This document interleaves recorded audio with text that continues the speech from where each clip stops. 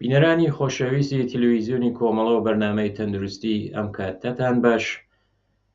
هیوادارم کە مەجالتان بێ بەرنامەی ئەم جارەی تەندروستیش بینەرمان بن. بەڕێزان، بۆ بەرنامەی ئەم هەفتەمان بابەتێکی تازە یانێ تاقیقاتێکی تازەست کە ئەنجام دراوە لە بواری نەخۆشی و لە باری پزیشکیەوە کە لەسەر نەخۆشی کەمخوێنیە.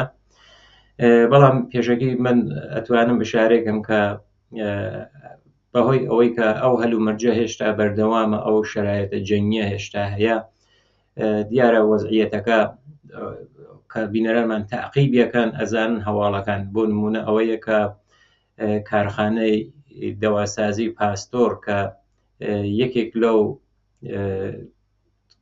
کارخانە بەرهەمهێنەرانەی بوو کە واکسن و دەرمانی کەوتە بەر بمباران، بەر هێرش و بمباران.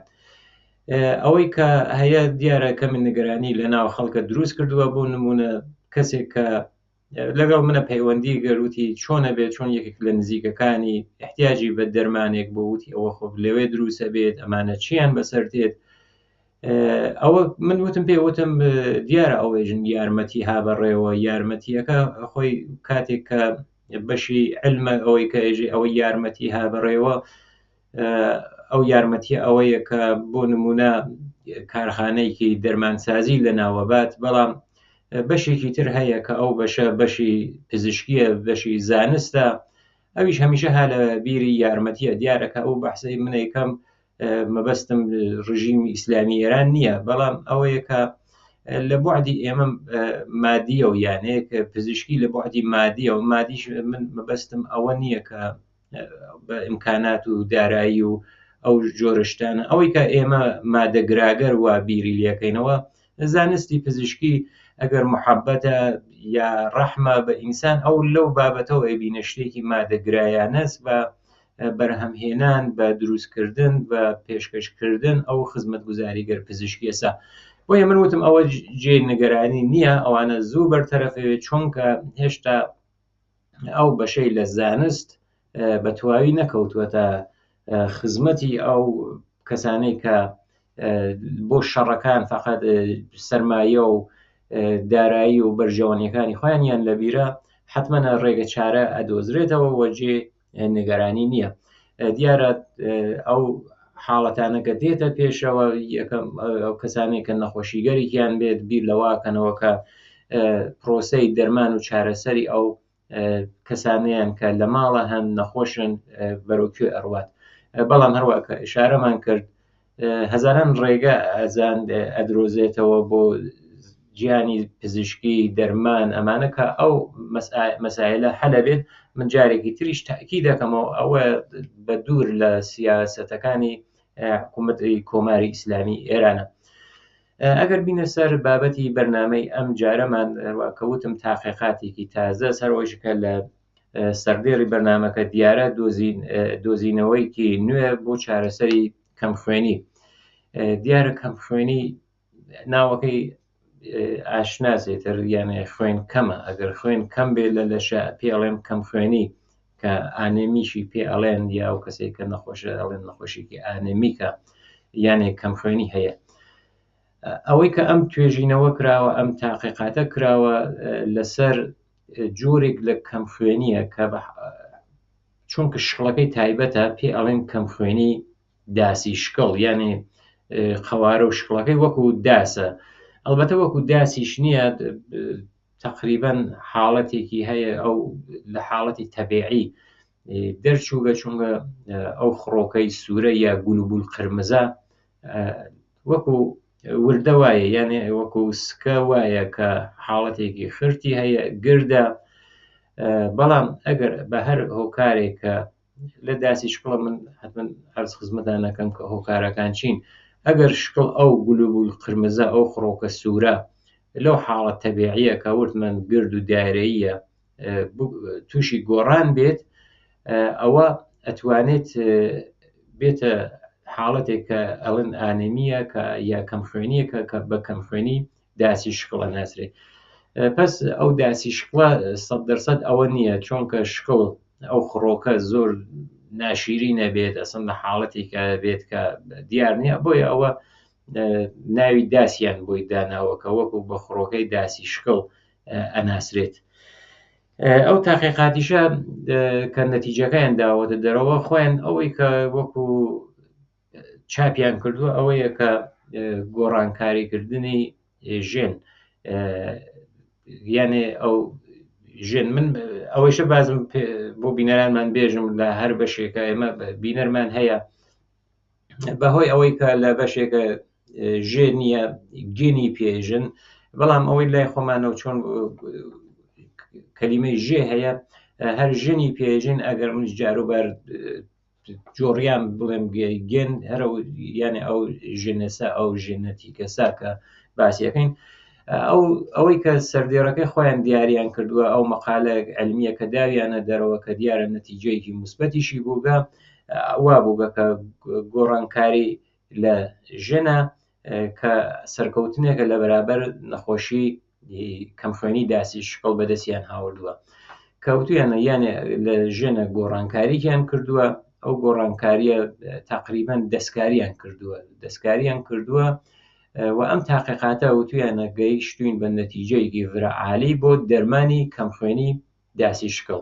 من بینەرانی خۆشەویست ئاگادارەکەمەوە کە ئەم دەرمانە تایبەتە بە نەهەموو کەمخوێنیەکان چۆن شێوەکان کەمخوێنی جۆرا و جۆرە بەڵام ئەم کەمخوێنیە کەمخوێنی داسی شکڵ ئەتوانین بڵین کە کەمخوێنی داسی شکڵ مەترسیدارترین کەمخوێنیشە کە لە درێژێ بەرنامەکانمانە شارێ پێەکەین.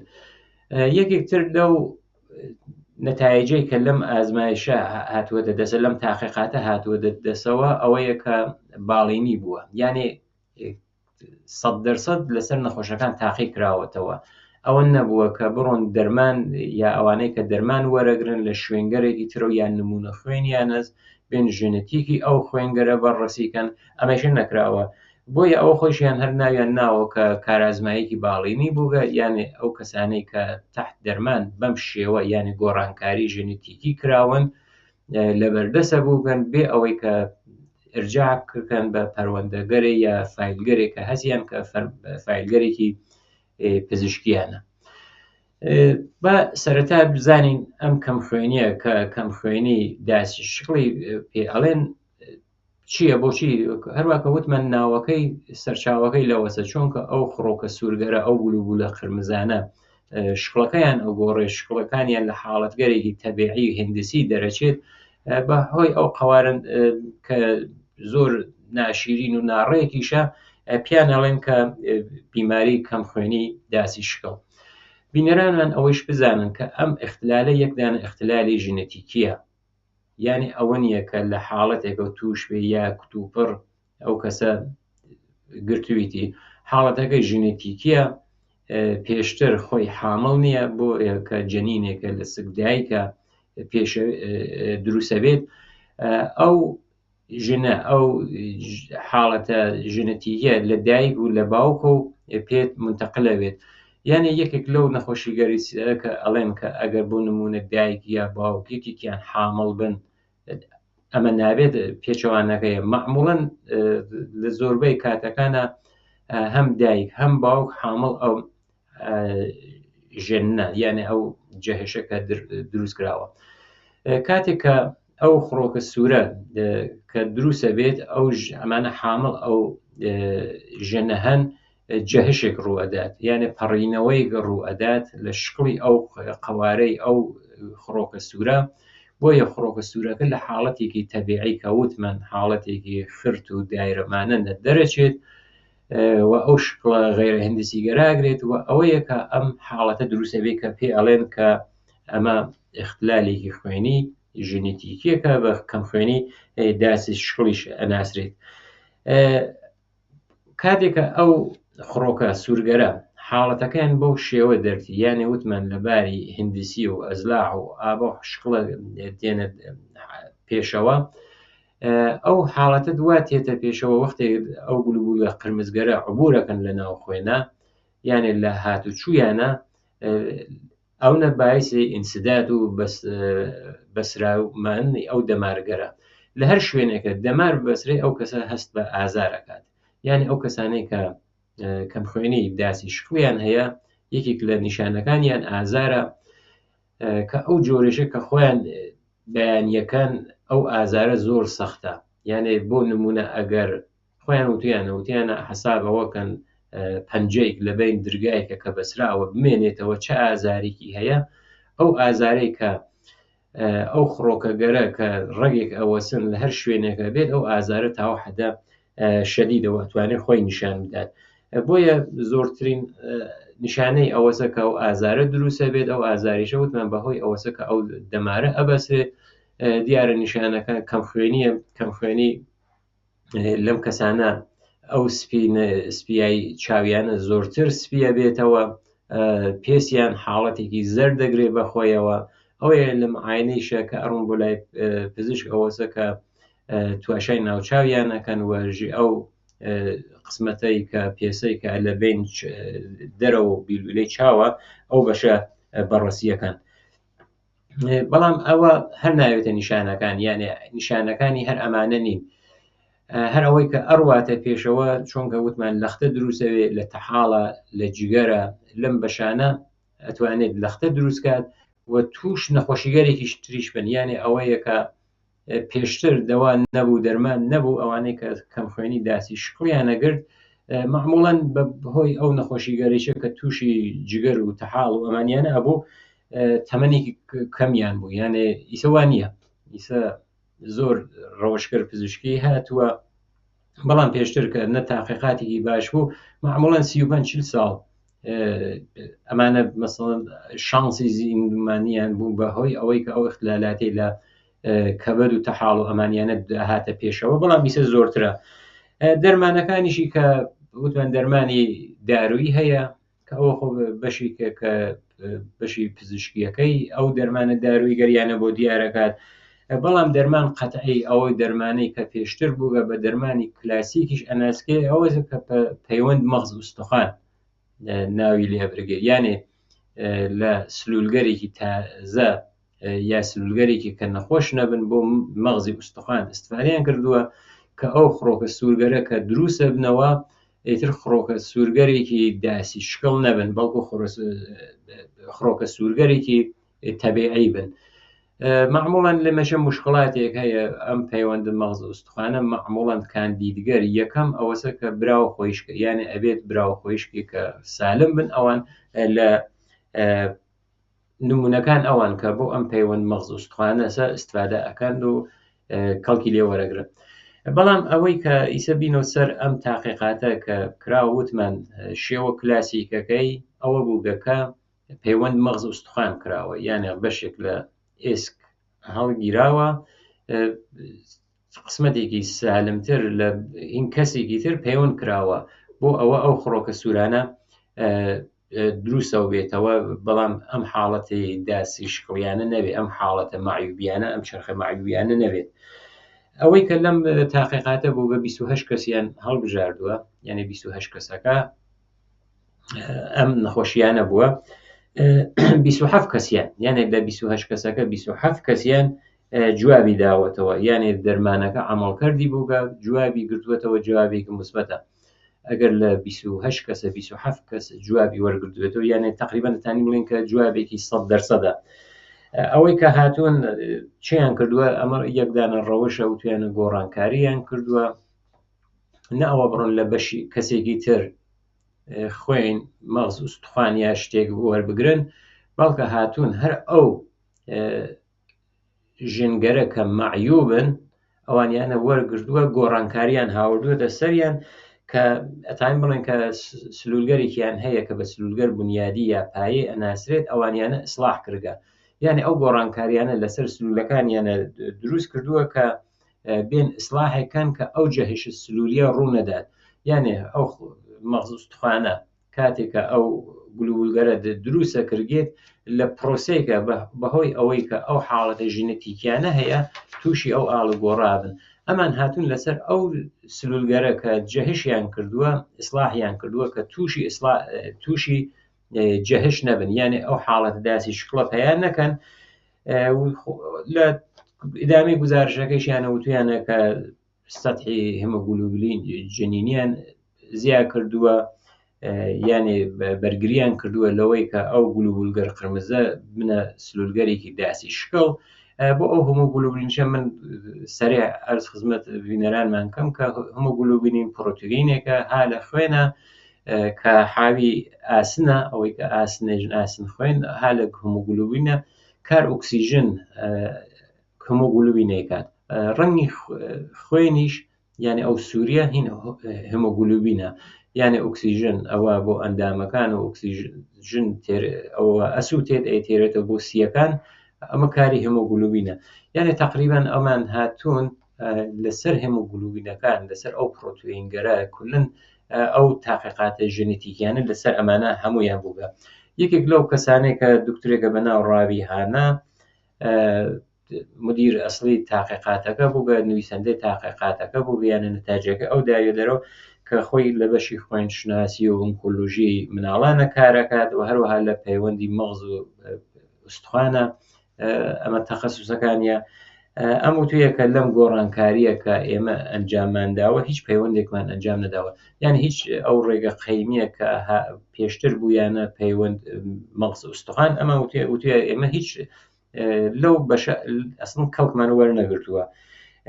ئەوەی کە ئەمڕۆ هەیە وتویە کە لە تواو دنیا ئەو دەرمانە سونەتیەسە کە پەیوەند مەغز ئوستخوانە، بەڵام نەتیجەکانی لە نەخۆشیگەر ئەوانەی کە نەخۆشی کەم خوێنی داسی شکڵیان هەیە متفاوتە، هەسیان جواب باشە داتەوە، هەسیان بە چەند مەرحەلە جواب بداتەوە، منزوری ئەو شێوەی پەیوەندەسە. بەڵام ئەم گوتوویە کە هەدەف چی بوو، یعنی بۆچی ئەم کاریانە کردووە، هەدەفەکە ئەگەر ئەو ڕێگە پێشترە بووگە، یعنی ئەو ڕێگەی پەیوەند مەغز ئوستخوانە بووگە، بۆچی ئەمان هاتوونە بیریان لەوە کردووە کە شێوەیەکی تر تاقیکردنەوە. ئەمان گوتیانە کە هەدەفە ئەسڵیەکە کەمکردن ئاسیبگەر بووگە کە ئەتوانێت تووشی ئەو کەسە بێت کە تحتی پەیوەند قرارەگرێ، یعنی لە داهاتووە ئەو ئاسیبگەرەی کە ئەتوانێت بەهۆی ئەو پەیوەندە و بێت کەمی بکەنەوە. دیارە ئەمە وا نیشانەدات کە ئاسیبەکان لەم ڕەوشە کەمترە، یانە بە عبارەتێکی تر کەمترە لەو شێوە قەیمیە. بۆ پرۆسەکەیش کە خۆیان شەرحێکیان داوە ئەوەیە کە 28 دانە کەسیان هەڵبژاردووە، هەر 28 کەسەکەیش کەم خوێنی داسی شکڵیان بووە. لەم کەسانە نمونەیان وەرگرتووە، نمونە خوێنیان وەرگرتووە و ئەو سلولگەر بنیادیانە جیا کردووەتەوە کە بێن گۆڕانکاری ژنێتیکی لەسەر بکەن. دوایەوە کە ئەو نمونە بەرداریانە کردووە کە بیوەن بۆ بەشێک، ئەم نەخۆشانیانە شیمی دەرمانی کردووە، یعنی ئەم کەسانە شیمی دەرمانی کراون. بۆچی شیمی دەرمانیشیان کردووە؟ وتویانە چونکە مەغزی ئوستخوانەکانیان خەریکە لەو سلولە مەعیوبگەرە دروستەکات بۆ ئەوەی کە مەغزی ئوستخوانەکەیان پاکەوە بێتەوە. لە مەرحەلەی ترە ئەو سلولگەرە کە ویرایش کریاگەن، یعنی ئیسلاح کراون، ئیسلاح ژنێتیکی کراون، لە سلولگەرێکی ئێسکە جێگوزین کراون، یعنی بە شێوەیەکی ترە تاین بژین ئەو پەیوەندەسە، بەڵام وەکو پەیوەند و جەڕاحێکی باز بەم شێوە نەوگە، یعنی بە حاڵەتە تاین بڵێن کە ئەو سلولگەرە کە ژنێتیکی دەستکاری کراون تەزریق کراون بۆ ئەو کەسانە. نەتایجەکەیشی وا نیشاندراوە کە وتویانە ئەکسەر نەخۆشەکان، یعنی ئەو 27 کەسە کە جوابیان وەرگرتووە سەویان جوابی موسبەت و ئەرێنیان وەرگرتووەتەوە، ئەڵێن کە 1 مانگ دوای دەرمانەکە ئەو سلولگەر خوێنیانە بازیابیەوە بوو بە سەویانی ئەوەی کە ڕێژەکەی هەمیشە لە خوارەوە بوو، هەموگلوبینیان لە خوارەوە بوو، هاتووەتەوە سەرەوە بۆ 6 مانگ، کە بۆ 6 مانگیش کە بەڕەسیان کردووە چەند بەرابەر زیاترەوە بووەتەوە. یعنی ئەوەی کە پێش دەرمانەکە هەمیشە گلوبولەکەیان لە ڕێژەیەکی وەکو زۆر خوارەوە بوو، بەڵام تا مەسەڵەن دوای 6 مانگە و ڕێژەی هەموگلوبینەکەیان گەیشتووەتە 13 کە باشە، تقریبا ها لە سەدحێکە کە 1 دانە ئینسانێکی سالم ها لەو حەد و حدودا.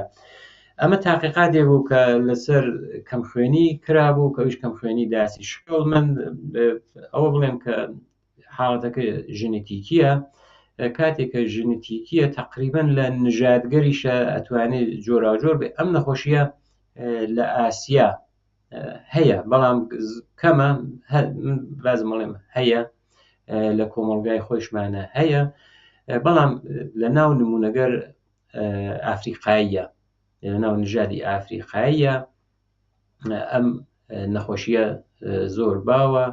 خب دیارەتر ئەو سلولە جێهێشیافتە لەوێ هەیە، بەڵام بەو دلیلە نیە کە لە باقی شوێنەکان لە ئوروپایشە هەیە، لە قارەکان تریشە هەیە. ئەوە یەکە یەکێک لە نەخۆشینەکانیشە ئەتوانێت ئەمەی دیارە بۆ کەم خوێنی داسی شکڵ کراوە، ئەتوانێت بۆ کەم خوێنیگەر تریش شاید ڕێگەگەرتر ئاسانتر و بۆ ئەوەی کە ئەو کەسیشە دەرمانێکی ئاسانتر لە بەردەستێت بدۆزرێتەوە. بینەرانی خۆشەویست، هاتینە کۆتایی بەرنامەی ئەم جارەیشمان. هیوادارم کە جێ ڕەزامەندیتان بێت تا بەرنامەی داهاتوو ژیانێکی پڕ لە شادی و تەندروستی بۆ هەمووتان ئاوەتمەنە.